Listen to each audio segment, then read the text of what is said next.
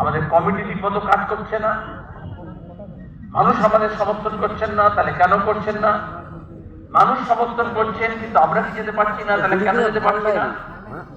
আমাদের কি রসদ কম পড়েছে, তাহলে সেই রসদ সংগ্রহ করতে গেলে যাচ্ছি, মানুষ কি বলছেন? আর এখানকার এই জেলার, এই রাজ্যের, এই এলাকা, সে বর্জরা হতে পারে, সে বাঁকুড়া হতে পারে, সে পশ্চিমবঙ্গ হতে পারে, দেশ হতে পারে, গোটা বিশ্ব হতে পারে। আজকে মানুষ কেন সংকটে আছে?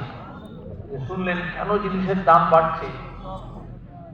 আয় বাড়ছে না, কিন্তু ব্যয় বাড়ছে, সংসার টানতে দম বেরিয়ে যাচ্ছে।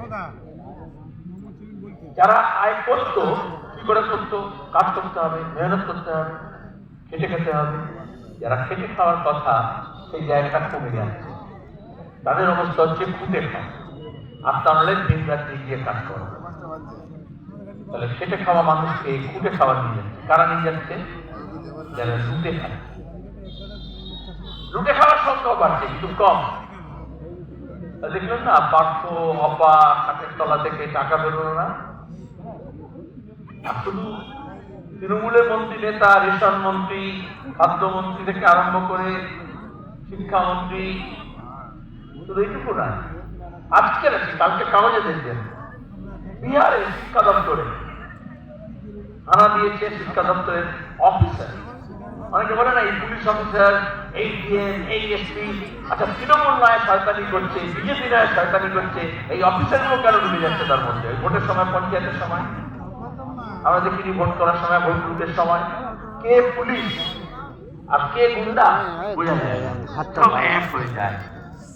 তো মন্ত্রী বলে শুধু নয়, আজকে এক অফিসারের বাড়িতে ঢুকেছিল বিজেপির সরকার, সেখানেও খাটের তলা থেকে মেলা কোটি কোটি টাকা।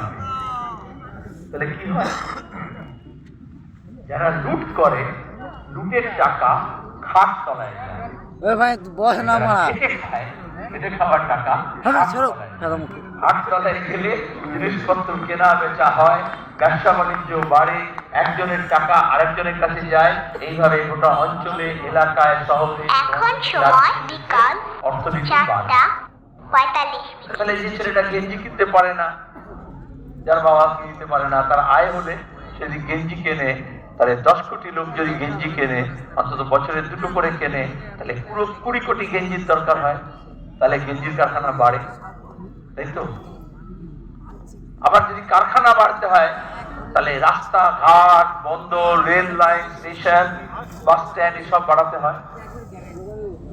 আমরা কি দেখছি আমাদের রাজ্যে? তৃণমূলের সরকার এসছে, বামফ্রন্টের আমলে 34 বছর ধরে তিল তিল করে আমরা যে রাজ্যটাকে গড়ে তুলেছিলাম ধাপে ধাপে, আজকে ধ্বংসের দিকে ফেলে নিয়ে যাচ্ছে। কিছু যে হচ্ছে না তা নয়। কেন হচ্ছে না? হাসপাতালে দেখবেন ইয়া লম্বা চওড়া বড় বড় গেট বানিয়ে দিয়েছে।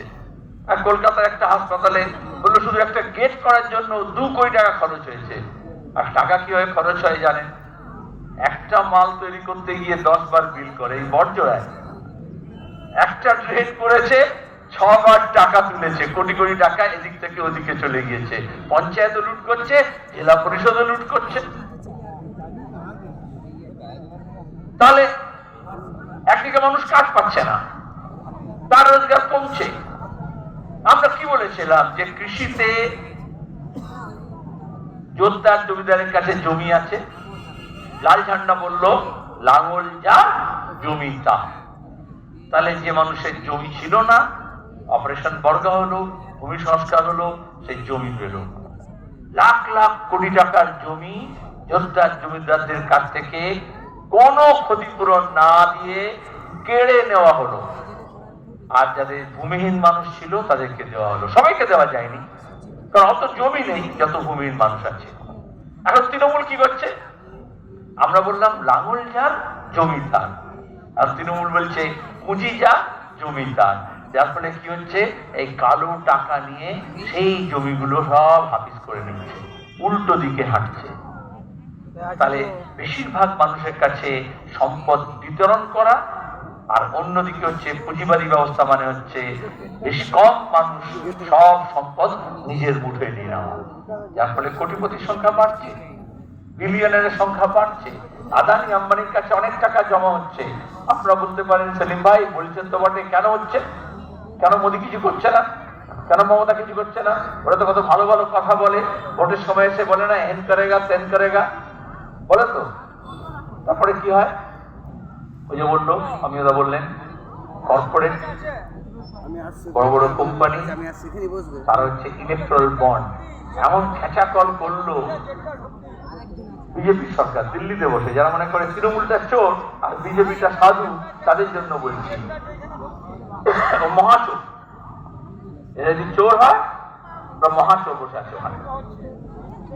কিন্তু আইন করে করলো যে বিভিন্ন কোম্পানি টাকা দেবে ভোট লড়ার জন্য। এই যে দেখেন না, এয়ার কন্ডিশন তাবু, এয়ার কন্ডিশন বাস, প্লেন, হেলিকপ্টার, বিরিয়ানির প্যাকেট, নায়ক নায়িকা, গায়ক গায়িকা সব নিয়ে হইচই করে ভোট করে। আর মানুষকে, সাধারণ মানুষকে হয়ে যায় আর সিপিএম এর তো কিছু রইল না, শুধু ঝান্ডা আছে, আর তো কিছু নেই, বলে না? আমাদের দেওয়া কত গাড়ি বাড়ি টাকা প্লেন, আরে কোত্থেকে আসে? কোত্থেকে আসে? এমনি সাধারণ মানুষ যখন একটা কোনো ঘর টর তৈরি করে কেটে খুঁটে, তখন বলে এলাহি ভরসা, ওপরওয়ালার দয়া হলো। তোর কোনো বাস বার করে দেখে মায়ের আশীর্বাদ, বাপ মায়ের আশীর্বাদ দেখে না। আর এই তৃণমূল বিজেপির যে বৈভব দেখছেন, ওইগুলো বলতে হবে চুরির আশীর্বাদ, ওগুলো কোনো বাপ মায়ের আশীর্বাদে না, চুরি করে ফাঁক করে দিচ্ছে।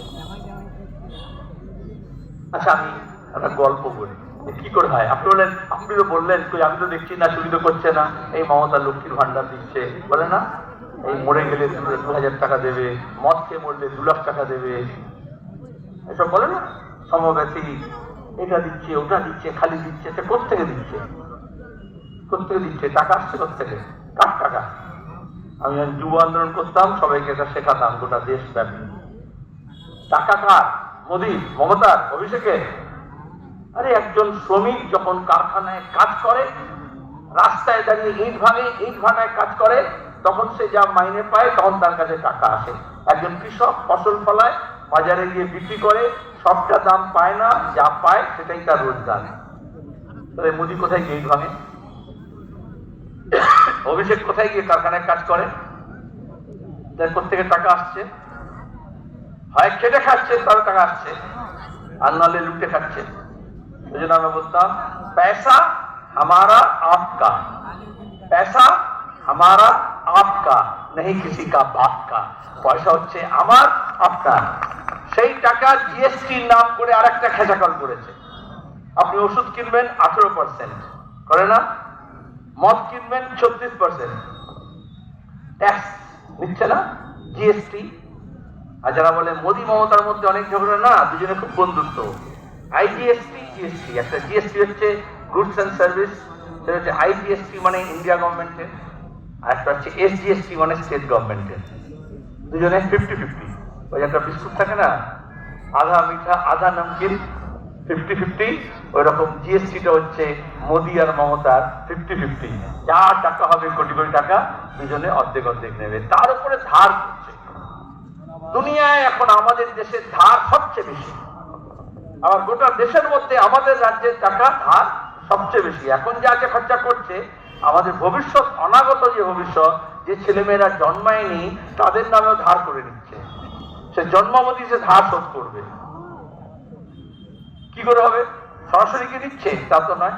এই গল্পটা বলছিলাম, একটা লোক, সে তার বাচ্চা অসুস্থ হয়েছে, জ্বর হয়েছে, শরীর খারাপ। তো বউ বললো, হ্যাঁ গো এরকম জ্বর হয়েছে, ডাক্তার দেখাতে হবে। পয়সা নেই, কি করবো? তো ধার করে নিয়ে এসো, যেখান থেকে পরে বাচ্চার জন্য ওষুধ আনতে হবে। তো সে গেছে ধার করতে। এবার যে ধার করতে গেছে, মহাজন বলে আমি তো এমনি এমনি টাকা দেবো না। এমনি এমনি টাকা দেয়? বলে শর্ত লাগবে। বলে কি শর্ত আছে? বলে তুমি কিছু করতে হবে না, তোমার বউকে পেটাতে হবে। বলে আরে আমি বউয়ের জন্য আসছি টাকা ধার নিতে, বাচ্চার জন্য, আর তার জন্য আমাকে বউকে পেটাতে হবে? না, অন্য কোনো শর্ত নেই। বলে একটা সহজ শর্ত নেই? বলে হ্যাঁ আছে। বলে তোমার ভাইকে খুন করতে হবে। বলে ভাইকে কেন খুন করবো আমি? আমার ছেলের জন্য আমার টাকা দরকার, চিকিৎসা। তাহলে অন্য কোনো শর্ত নেই? বলে হ্যাঁ আছে। বলে খুব করে মদ খেতে হবে। ও দেখলে এটা ভাইকেও খুন করা যাবে না, বউকেও পেটাতে হবে না, যা হবে নিজের উপর হবে। বলে হ্যাঁ ঠিক আছে, মদ খাবো। তো টাকা ধার নিয়েছে, আর ধার নিয়ে মদের আসরে বসে গেছে। এখানে মদ খেতে খেতে খেতে টাকা সব ফুরিয়ে গেছে। যা হয় মস্করা করার কোনো হিসেব থাকে না, হুঁশ থাকে না।